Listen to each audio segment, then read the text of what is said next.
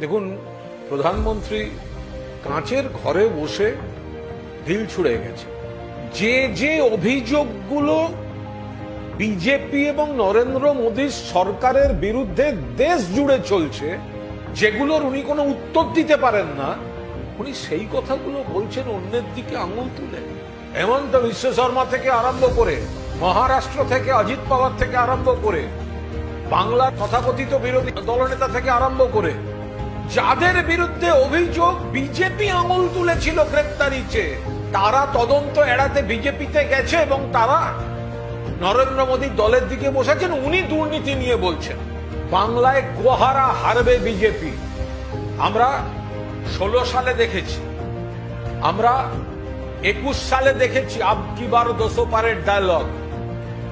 24 সালের লোকসভা নির্বাচন, বাংলায় বিজেপি কমে গেছে, তৃণমূল বেড়ে গেছে। বাংলায় উনি যতবার আসবেন, তৃণমূলের আসন সেই অনুপাতে বাড়বে, তৃণমূলের আসন বাড়বে। আজ তো আবার প্রকাশ্যে অমিত শাহের উপর অনাস্থা জানিয়ে গেলেন নরেন্দ্র মোদী।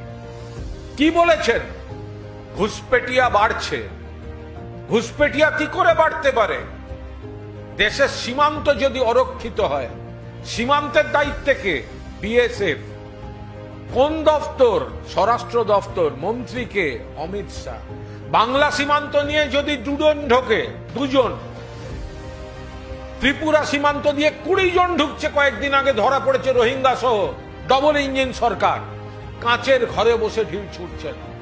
যতগুলো উনি অভিযোগ ভিত্তিহীন ভাবে তোলার চেষ্টা করেছেন, প্রত্যেকটা অভিযোগে বিজেপি নিজে অভিযুক্ত।